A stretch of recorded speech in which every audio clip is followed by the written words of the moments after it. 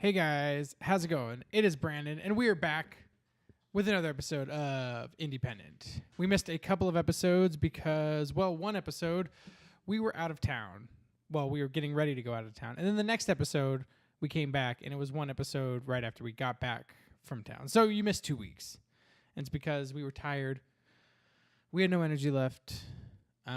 It's not that there wasn't a lot to talk about, because there was a ton to talk about in the world of indie games. We just honestly, we were tired, man. Like driving all day. I'm gonna pull up some sweet pictures of some indie games right now, so you guys aren't just looking at my face. So, Peter, you almost just powered through that. This episode is gonna be me and Peter, who's joining over right here. Peter.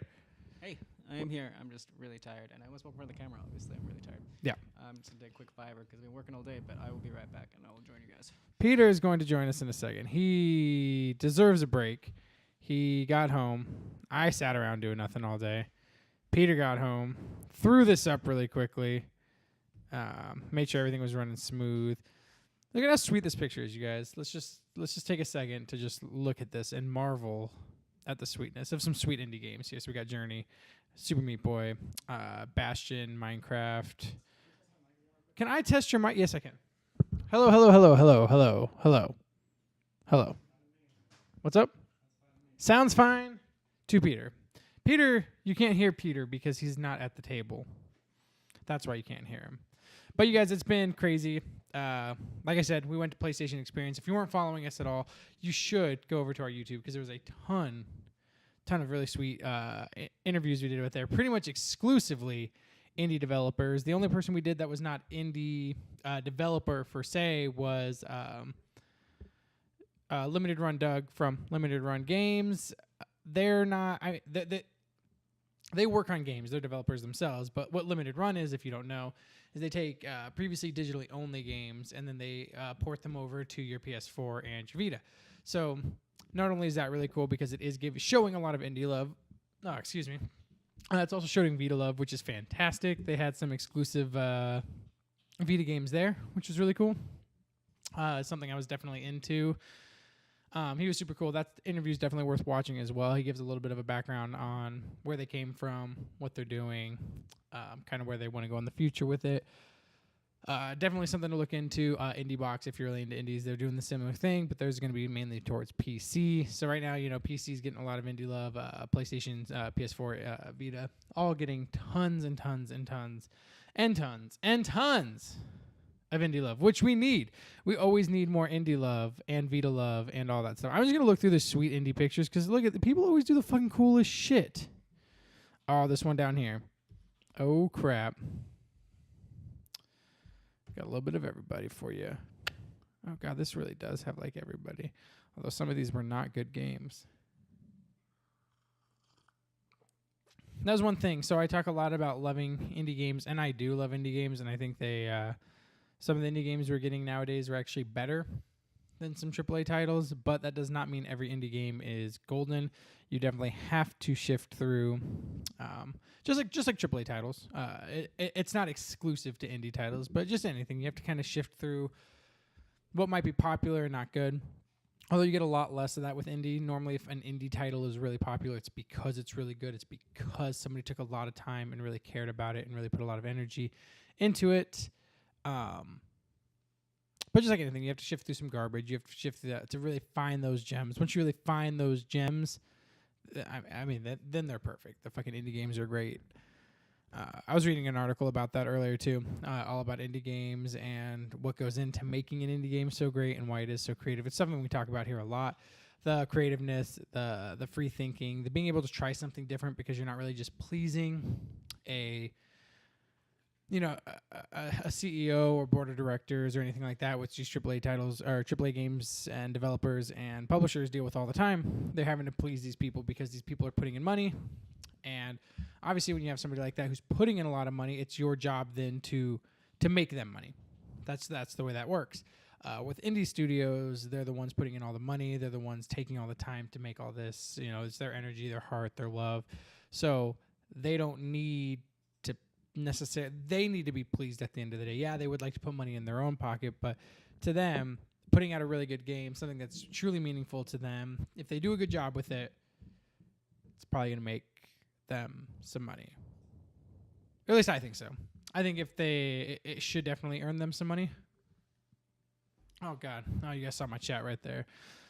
That's just you guys chatting, which you guys can see over on the side. So I'm going to keep these sweet pictures up because, God damn, there's some fucking awesome ones. I don't know which one I like better.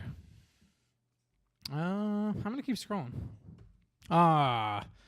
Castle Crashers. I don't know if you guys have ever played this game, but if you have not, you should definitely check it the fuck out. This game is so good. Classic, like, just side-scrolling adventure game, I guess. Kind of reminds me of, like, Streets of Rage from back in the day. We just kind of run around, beat people up. You get sweet power-ups. These are the 4 main characters here, but you get a lot more characters. But anybody who likes indie games, there's a lot of events you should definitely go check out. Obviously, the biggest one being like PAX, because PAX is really big on indie. I mean, that's kind of like its whole thing. But PSX every year is another really good place to do it because you're seeing a lot of indie games that are not just PC exclusive, which indie games do really well. They do really well on the PC because of things like Steam and stuff like that, where you can buy them. You can buy them very cheap. But PSX is cool because all the indie games coming there are actually coming to consoles. They're coming to the PS4. A lot of them are making them for Vita. One of my most anticipated indie games actually was at PSX. Will be coming to the PS4. Will be coming to the Vita with 2 separate stories. But we're not going to talk about that now because we will be talking about that during the show when Peter joins me back right here. We're missing him right now. Although we're having a ton of fun without him. So, I mean, like, his cigarette may be the best thing of this entire show. That's right, Peter. If you're watching, I said it. Best thing of the show was you smoking a cigarette. Although you should come join me if you're watching because stop. We got people in the room laughing because I'm just yelling at Peter even though he's not here. It's kind of just the dynamic of the studio here is Peter does all the work. I sit in front of the camera and I yell at him about it. What's up, Peter? I was just telling the people how your cigarette was the best part of the whole show because it was just me talking with them and it was beautiful and fun. Fall asleep on camera.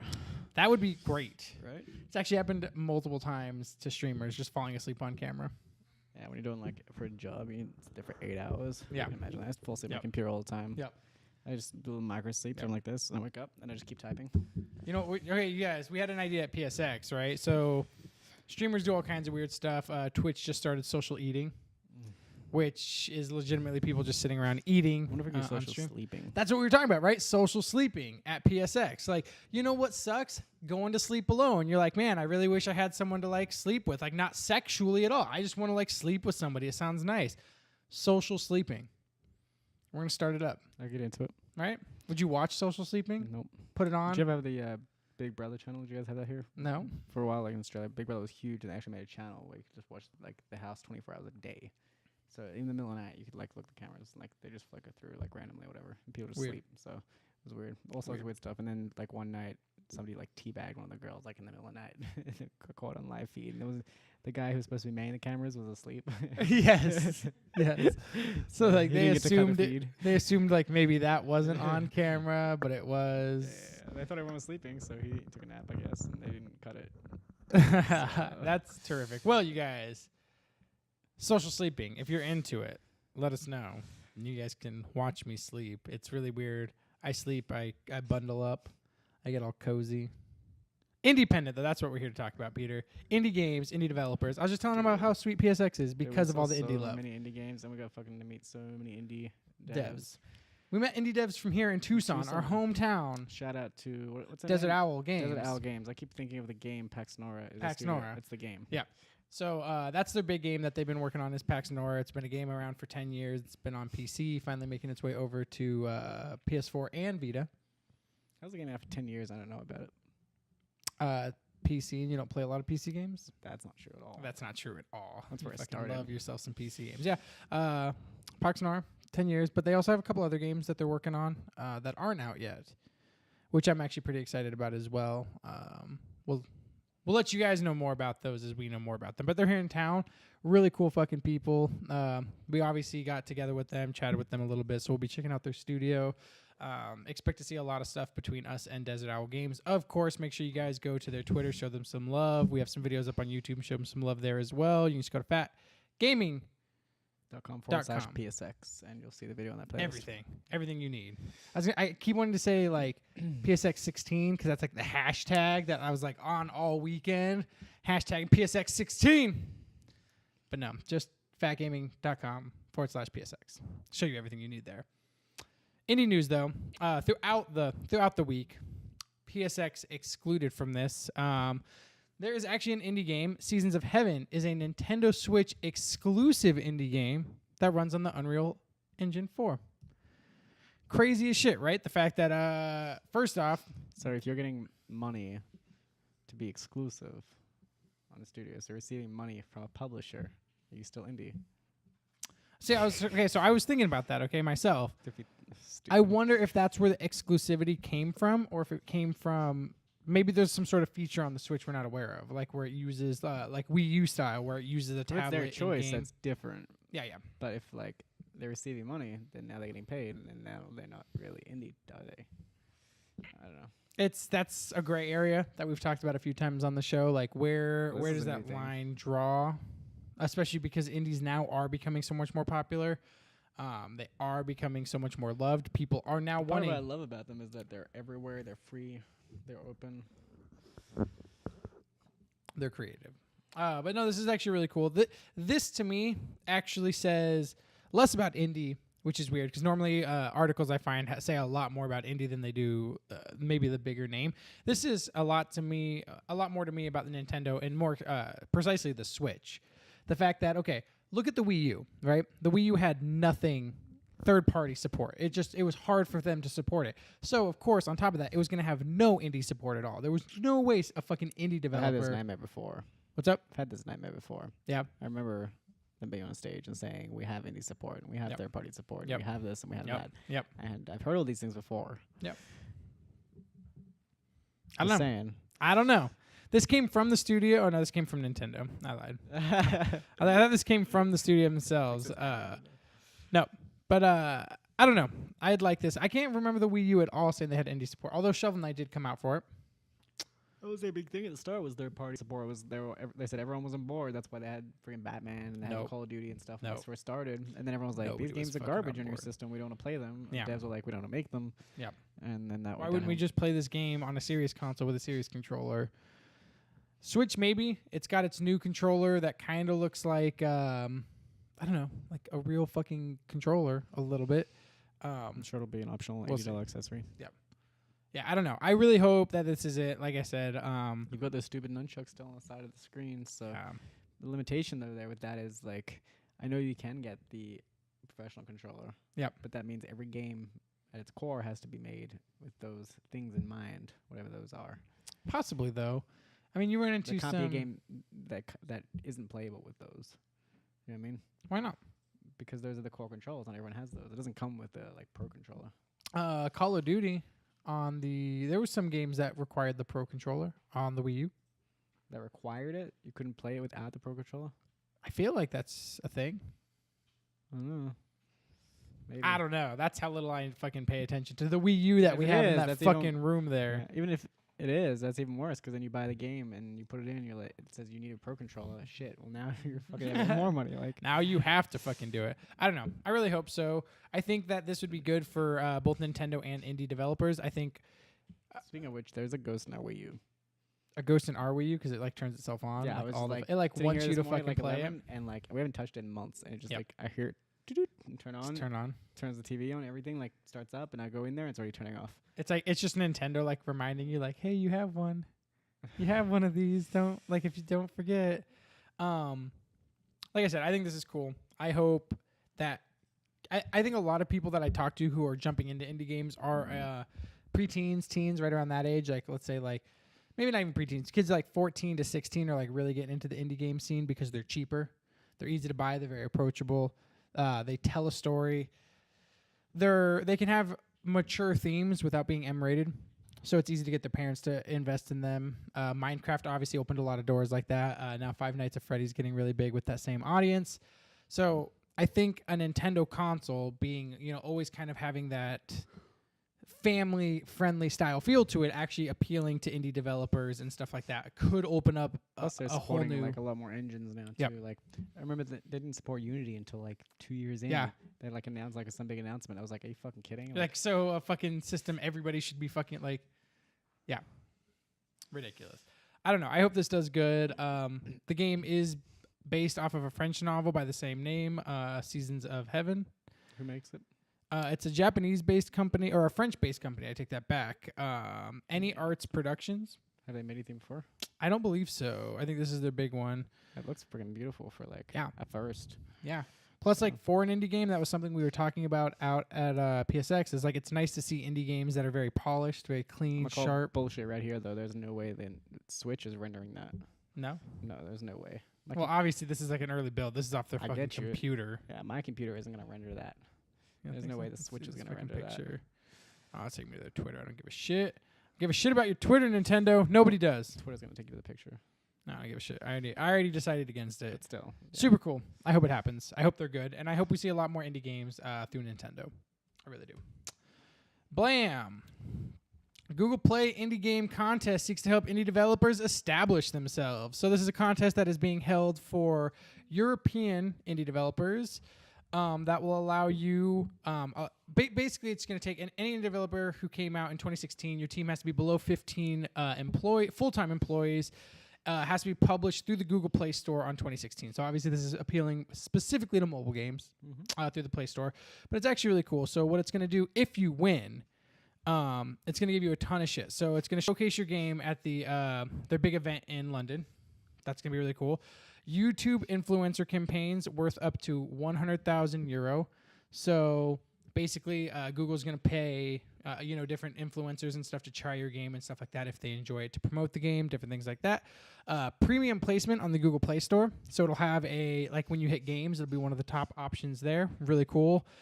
Tickets to Google I/O 2017 and other top industry events. So not only will your project be, really showcased, but you will as well. You'll be able to go to these other events with other developers, stuff like that. Big Google things. Promotion on Google's personal channels. So they'll go ahead and talk you up, post stuff like that. Credits for Google Cloud Platform, which I believe is like basically a currency for Google Cloud, right? That's my understanding. And then specialized prizes for the best Unity game. It's interesting. Yeah, so this is Google obviously taking a big interest in indie developers as well. I'm sure they saw a huge spike in indie developers putting games out and stuff like that, especially with a success of a game like Pokemon Go, which obviously is not like an indie, but it's very much showing that like this mobile gaming industry has it can be worth money. It can make you money. It can be profitable.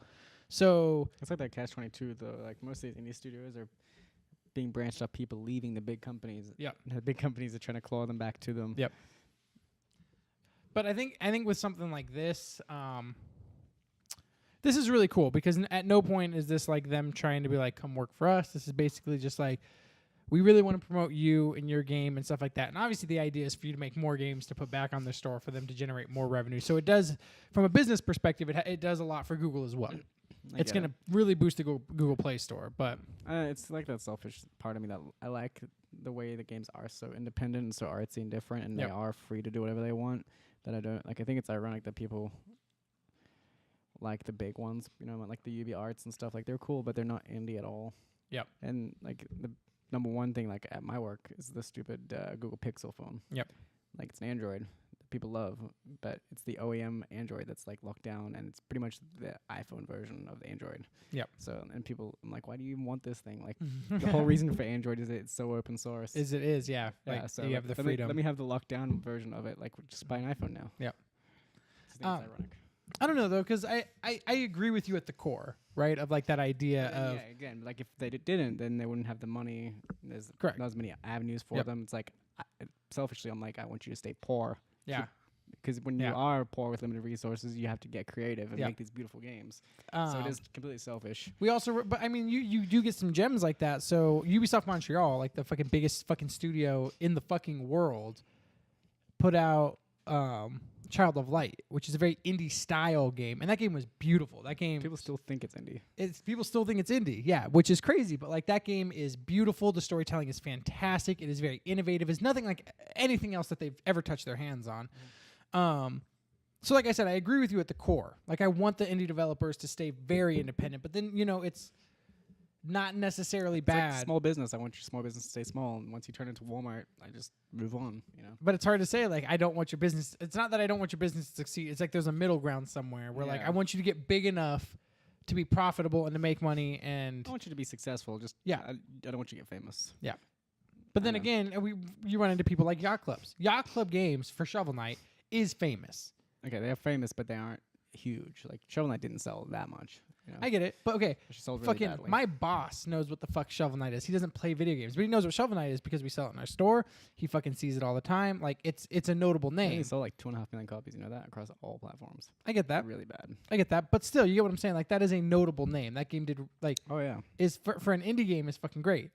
Games like Stardew Valley. Stardew Valley. One dude and now he's freaking like he can't even doesn't have time to read all his emails, let alone make the game. Yep, but then you run into like Minecraft, where I'm not saying anything bad about Minecraft as a game. But Notch is like, he got so big, he fucking left. Like, dude, he has billions of dollars, and then he got all the harassment. He got sick of it. He just fucking walked away. Dude, he walked away because of the harassment, because of people like just tearing him down. That's like the worst case scenario, and I don't want that for any of my indie studios. I want you to stay small and keep making it. Yep. No, I agree. And then I mean, even talking to Desert Owl out at PSX, they were saying that same thing. Like when shit gets too easy, like that's when they lose their creativity. They want shit to be like a little bit difficult. They want shit to be a little hard. They want shit to force them to think outside of the box. You hit that wall when you don't have the money. Well, like, okay, we have to do something creative. It's how Limited Run came to be. Is they were developing their last game and they were basically bankrupt. They didn't have a lot of money left. So he was like, well, fuck, we have X amount of money left in the bank. We're going to take all that money. We're going to do one fucking run of this game. And like, we're going to fucking go out like fucking on top. And then that shit sold out in like a day. They were like, nobody fucking wanted our game for the past year. The minute we said, here, there's going to be a limited physical copy of this, everybody fucking wanted it. Yep. And because they had to get creative. They had to do something different. They had to do something outside of the box, be innovative, not be the industry standard. Exactly. So, and that's where you get the creativity. So I think this is really cool. I think it'll help a lot of indie developers. If not, I think it'll push a lot of people to try and do similar things, get people excited to be indie developers. So, blam. This was actually just an article I was reading more than anything else. Peyer was a game that was shown off at PSX. I was not going to bring this up, but I mean, it was here. Peyer got shown off at PSX, made by the same people who did Bastion and Transistor. The game deals with a lot of like failure, how you're going to approach different things and stuff like that. While both Bastion and Transistor did okay, they did solid. This is kind of a new approach to it. They did something a little bit different than this. Bastion, it is an RPG, but their whole battle system is they keep referring to it as a sports-like because it's like a 3-on-3 battle. So it's like you versus another 3. The idea is like your team is fighting for a specific goal, and all the other people you fight are fighting to that same goal. Did you just look at it all when we were up there? A little bit. I saw that at a huge booth, but it was kind of, I don't know, we didn't stop there, I don't think. We did not stop there. It was like really busy. It was always busy, which is good. Yeah. That's cool. And indie game getting so much love and stuff like that. But they're taking a little bit of a different approach to the game in this one. So in this game, you actually you can't fail. So if you die, it's not, you never hit like a game over screen. But what it'll do is it'll split your story. So now your story is going to be going a different direction because you failed that mission. So every fight, every battle, everything like that has a success branch and a failure branch.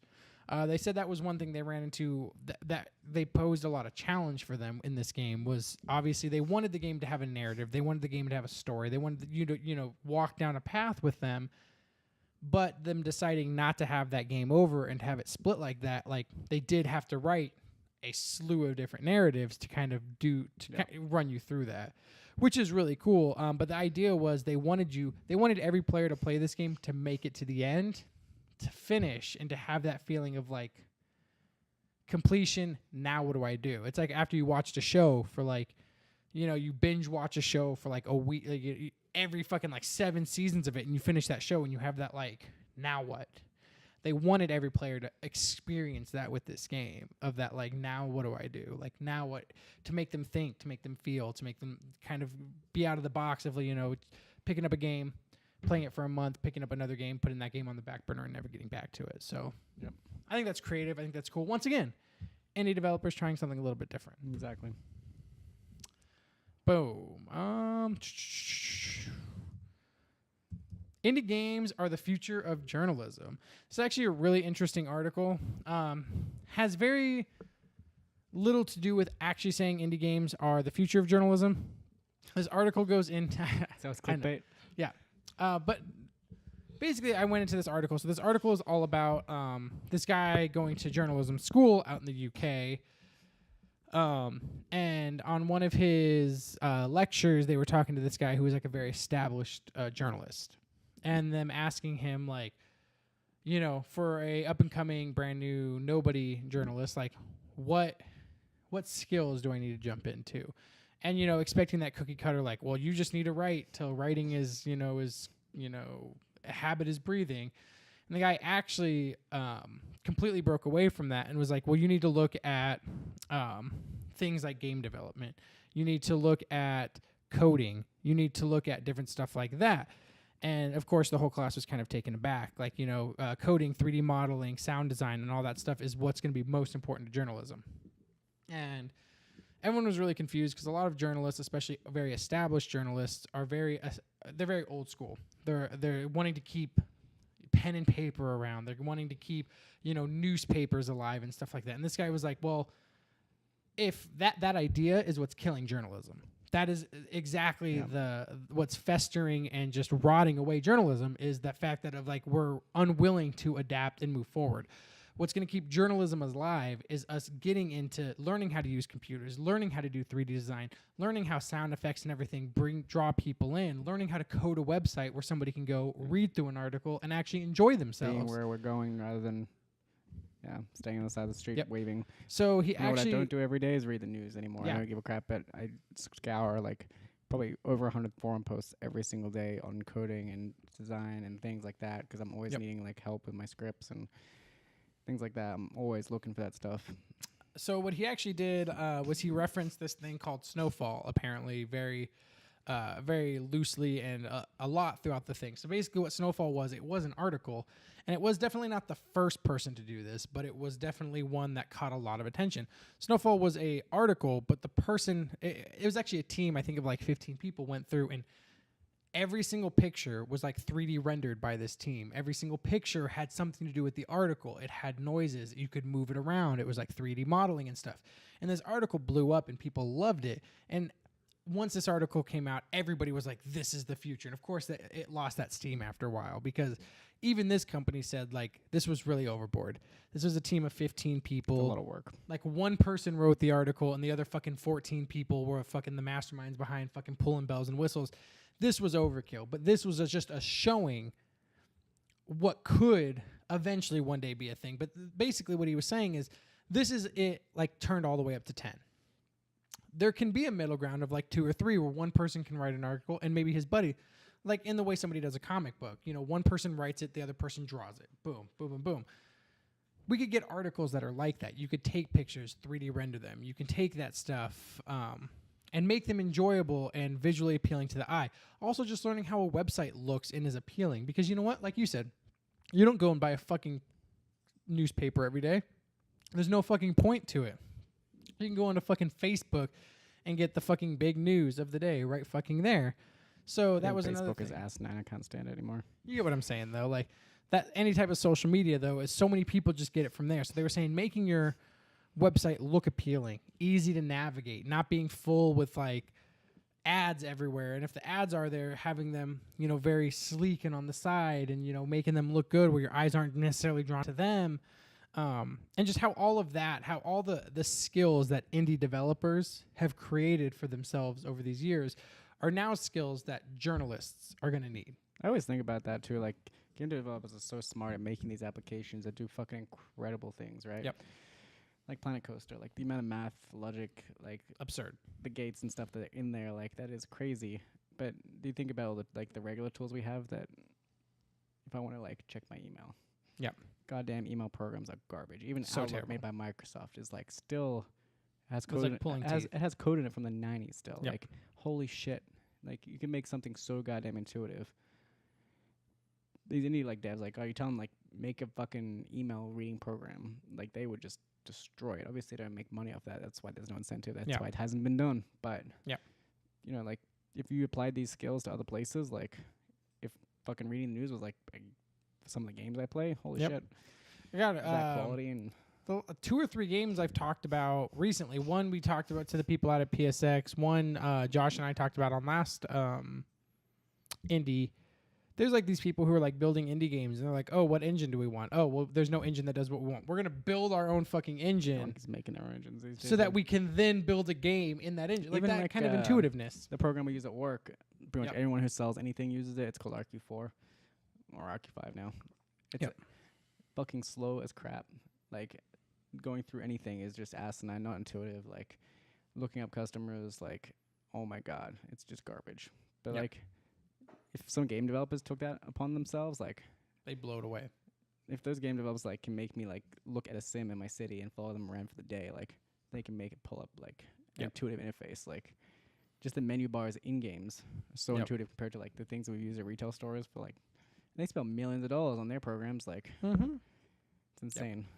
So I mean that's that, and then on top of that, like James was saying, or Magnus here, and the thing is, for just light journalism, just hearing people talk. Nowadays, people like fucking us, bloggers, YouTubers, fucking personalities online.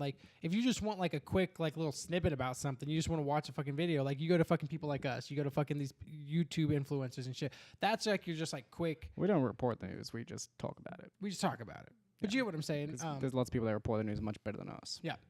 But if you want hard facts, you want written articles and stuff like that, you're going to have to move forward. You can't do that same fucking New York Times fucking style, Wall Street fucking Journal. That shit is just dead.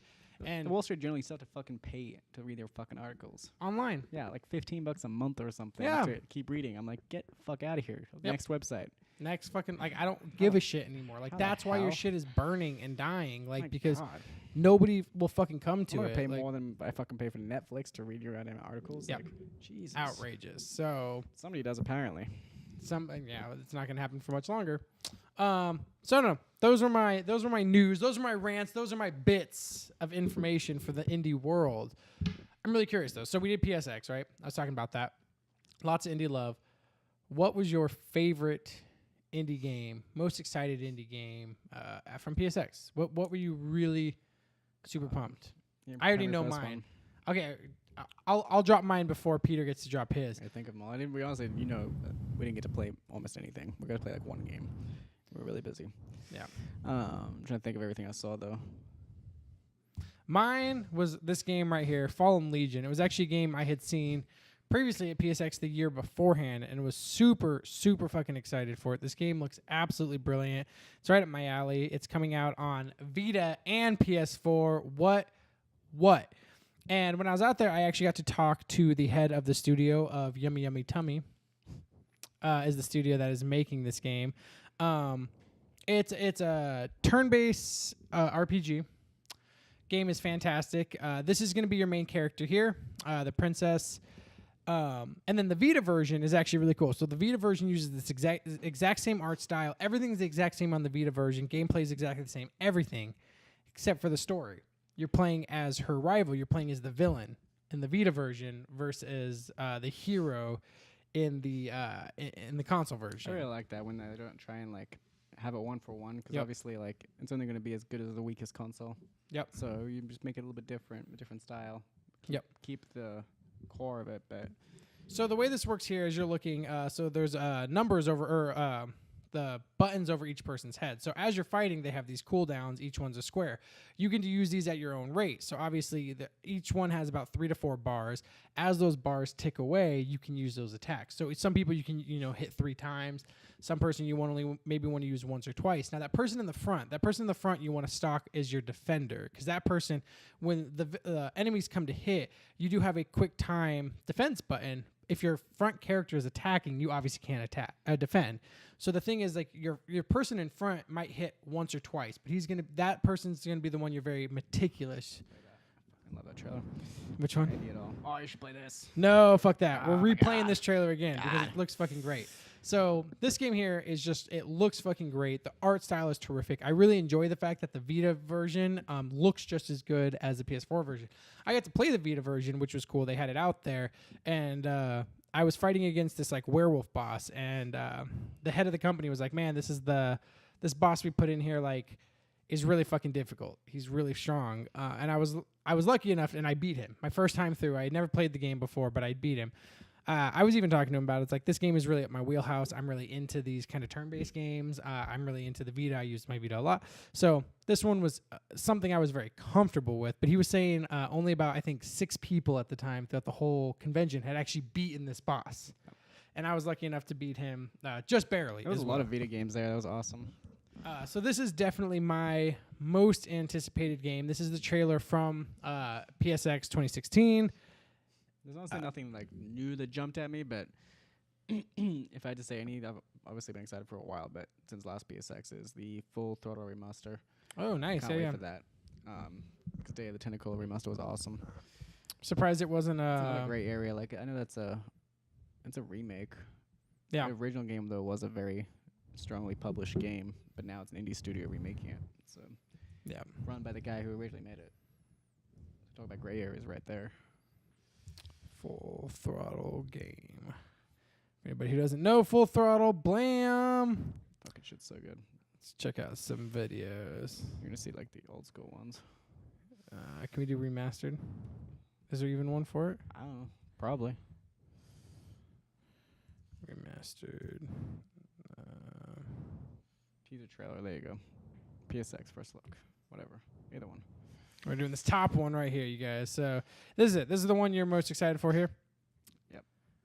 Double Fine. Yep, of course. Because fucking Tim Schafer's redoing it. Yep.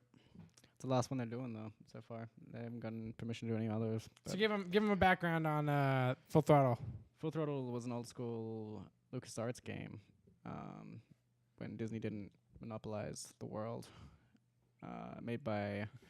Worked on by Ron Gilbert, Tim Schafer, all those old school guys. Same guys that did Monkey Island, all those games. Maniac Mansion, Day of the Tentacle. These were some of the first graphical games out there, so it obviously looks much better as a remaster, but back then they were just like 16-bit games. So still, though, for its time, were still very visually appealing. When things moved in-game, you know, when you'd go to click on something, shit would actually happen. It wasn't just like standing still. Your one character pans to the right, but the environment doesn't do anything.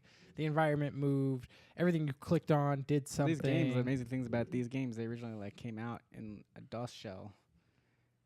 So on computers that didn't have like graphic interfaces, they don't even use like a graphics card. They just render everything by the shell, which is crazy. So to see like when you're used to just seeing white text on your screen, to see like pictures move all of a sudden, like that like blew people's minds. Yep.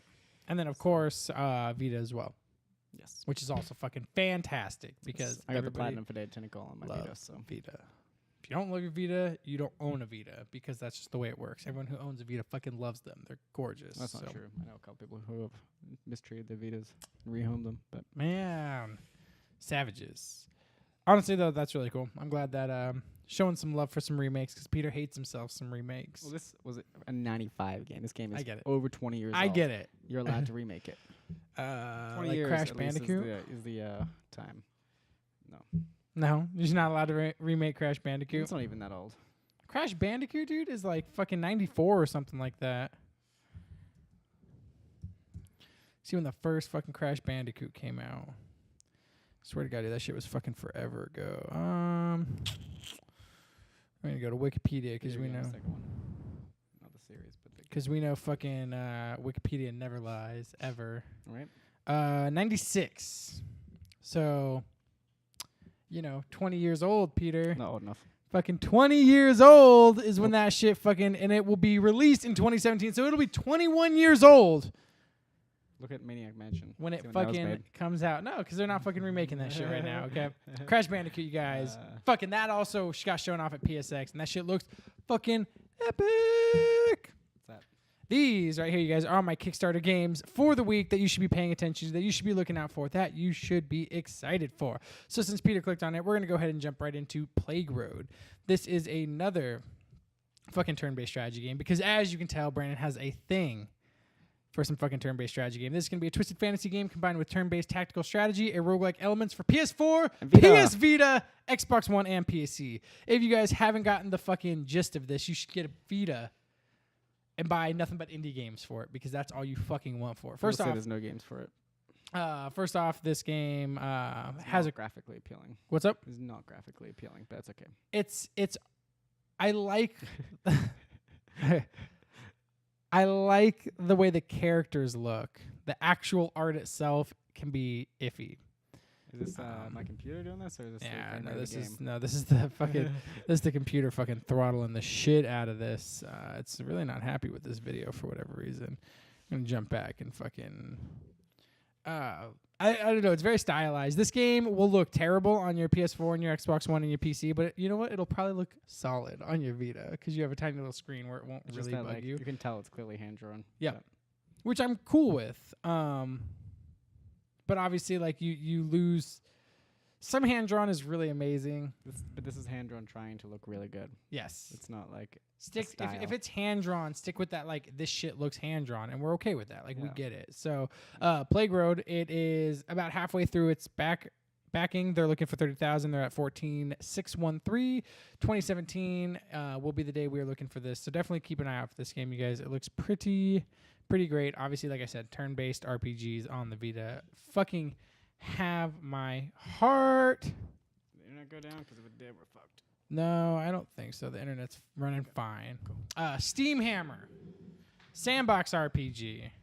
This game, I chose this game here, Steam Hammer, because it's another game that's not using the basic fucking pixel art style to it. So this game is, I don't want to say, it's not going to blow your mind with any graphics. If anything, the graphics do look a little bit dated. But it is a indie development studio who is taking a sandbox RPG, which obviously has a lot going on. I mean, look at like an open world game like Fallout and stuff like that. The graphics are good, but they're not like blowing you away. They're not industry standard. They're not top of the line or anything like that. Fallout is beautiful on my PC. On your PC, on fucking Ultra, yeah, it looks great. There's 2 for that matter now. If you had any games on your PC, it's true, yeah. Which I will start buying games on my PC. Sure. Steam Hammer, though, this game looks really good. It is an indie studio taking a look into something a little bit deeper. So this is going to be the producer and CEO of the... he has the same screen as me. Yeah, he does. Okay, we're jumping forward because we don't need to look at fucking people with nicer shit than us. So this is actually them running through the game here. Full combat. It's obviously exists in a steampunk world. I'm excited to see where this game goes. I don't know if I'm really ready to say I'm excited for this game yet, but the idea looks cool. The idea looks cool. Looks like a little bit janky, the animations. Yep. This might be an early build. Obviously, they're kickstarting and stuff like that. Really cool steampunk world though. So we'll see where this goes. This is one that I want to watch and really fucking pay attention to for a little bit. Yeah, it's close. 7 days. 7 days, you guys. But they're 37,000. 50,000 is their goal, so they're not too far off. Only 13,000 away. 7 days. They have 222 backers. They could still do this. 50,000 doesn't pay for anything, though. Nope. That's like to see if people are interested. That's what I look at. Like half these Kickstarters, like how interested are people really?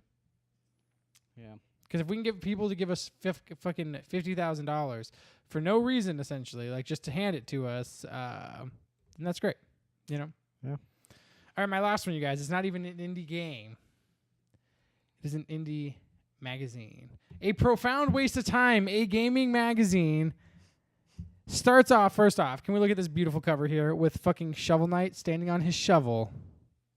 Check it out, Castle. That's just fucking first off beautiful, right? They've already hit their goal, which is awesome. 25,000 was their goal. 33,000 is where they're at with 810 backers. 8 days to go.